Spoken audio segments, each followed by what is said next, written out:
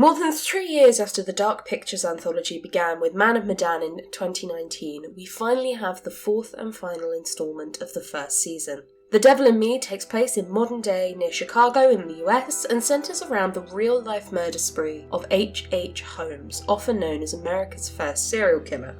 I'm going to begin by talking about the general mechanics and plot of the game, and we'll give you a spoiler warning before I talk about the ending, so you'll have plenty of time to pause the review if you want to explore this game yourself without having the ending ruined.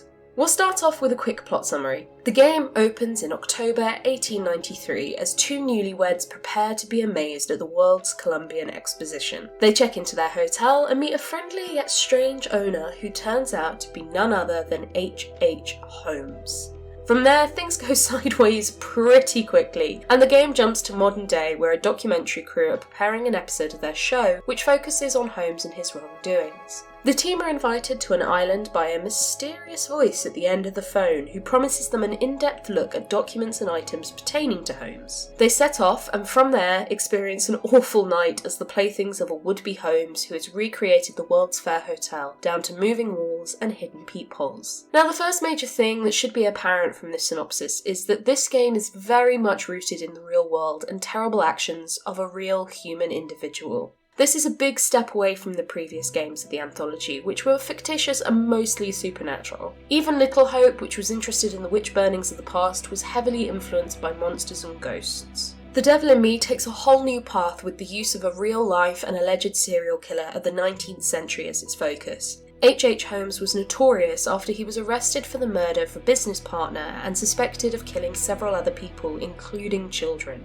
The press ran amok with a story of a murder castle that had gas chambers, torture rooms, and other nasty ways to hurt people coming to his hotel. In actual fact, these were most likely just rumours.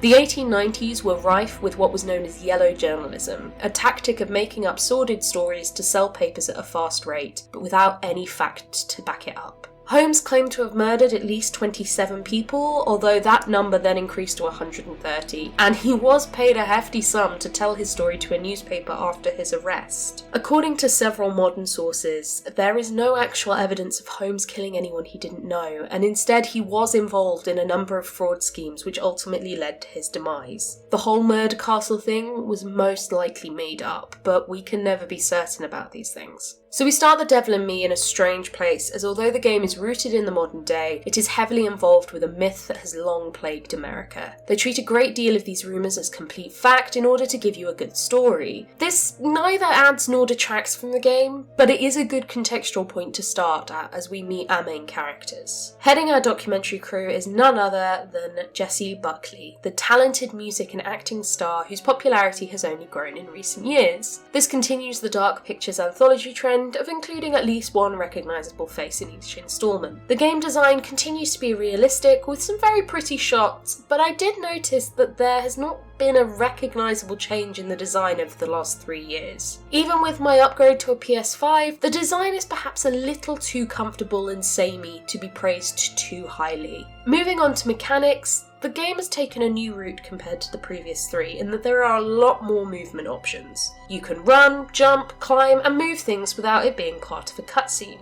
This is an unusual change by Supermassive Games, as previous works, including this year's The Quarry, were much more focused on investigation and narrative choices than you working out how to climb up a hillside. Given the game is relatively short, I'm not sure this was entirely necessary, but I'm also not going to slate it as bad, even though it did lead to some interesting glitches as I tried to move something midway through the game. The devs have also introduced several new abilities that characters can use in certain situations when you play them. Kate has a crystal that helps her with don't breathe sections, Charlie can unlock drawers with a credit card, the possibilities are endless. Which, actually they are not. Given these items can only be used at certain moments and only when the game has preordained that you can play as that specific character. For example, there's a scene when cameraman Mark can use his telescopic stand to knock something off a shelf. In my playthrough, I literally never used this ability again and he survived all the way to the end. On a similar note, did anyone else completely forget that Mark could take photographs the minute after they told you he could do that?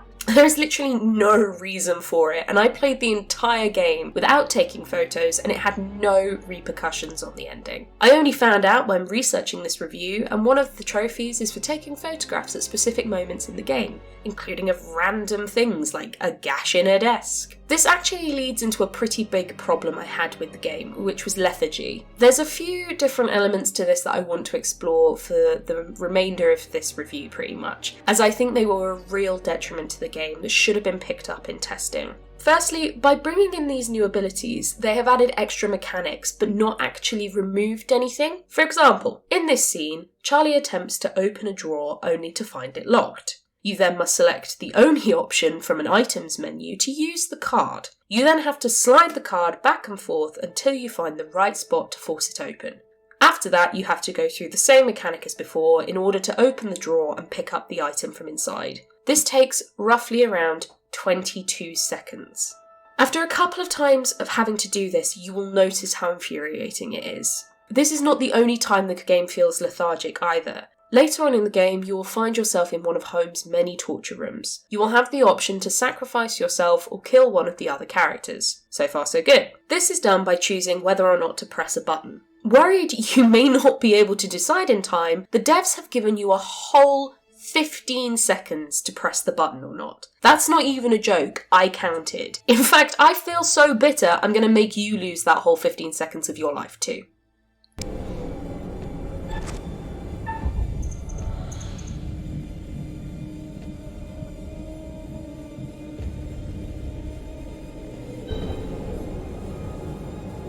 Did you notice there how all the tension or interest were just zapped out of you? That is what happens when you are given a ridiculously long slow-mo decision, after you had already made a decision via a dialogue option. There's just no reason for this extra waste of time. So that's how lethargy comes across in cutscenes and during choices, but there is one other thing that really bugged me in this game, and led to a great deal of boredom, and that is exploration. In previous games, including the holy game that is Until Dawn, exploration was a huge way of learning more about the history of the space you were occupying and the people who had been there before.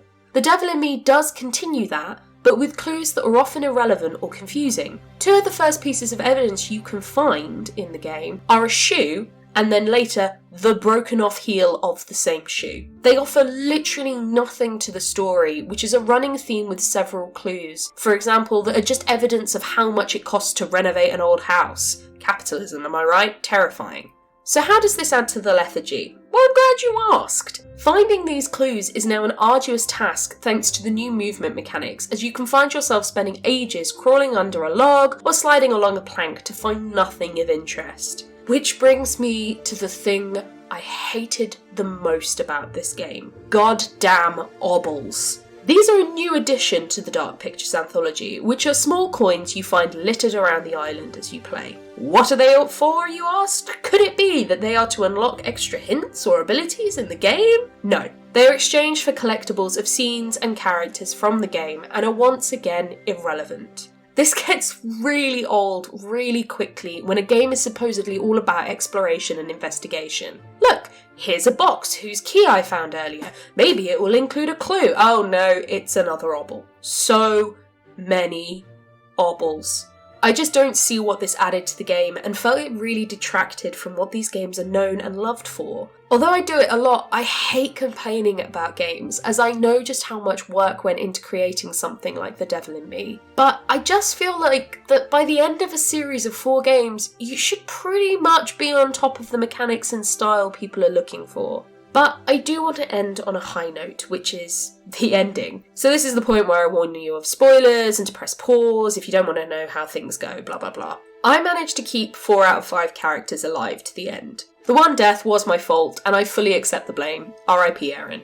It's a pretty classic slasher, and with everyone in a confined space with the murderer as he takes swings at them with an axe, our heroes can triumph and fail. Either way, there's a question mark over whether the monster has actually been defeated. This is a pretty good ending, and it's a classic ending to this kind of film. If you were into those kinds of horror films, this is what we've come to expect. But, and again, I only learnt this from extra research, there is an alternative ending. If you let everyone else die except Mark and Kate, you get a different option. where they can agree to help the killer lure more people to the island and in return save their own skins. This is a really interesting dilemma, and one I wish they had leaned into further. Particularly in a game where the whole point is to try and keep people alive, why punish the player by giving them the stock ending if they do well? Multiple alternatives, such as Charlie wanting to save Erin, or Jamie wanting to save Erin, would have been much better, as now we have one generic closing scene which is pretty unsatisfying but okay, and one that actually raises some really interesting questions, but will most likely only be seen after multiple playthroughs, which not everyone has time or energy for. Ultimately, The Devil in Me is a fun romp with fictitious and factual elements. There's a handful of great jump scares, but the tension is marred by the lethargic gameplay and overcomplex ability additions. The narrative has strong bones, but long stints of fruitless exploration, confusing clues, and lack of exposition really weakened the overall effect. We have had our first glimpse into the next season of the Dark Pictures Anthology, which will begin with a trip into space, so hopefully we'll hear more about that very soon. I really hope Supermassive Games do take on some of the criticisms from this season's games, and leave them at the door as they dive into Season 2.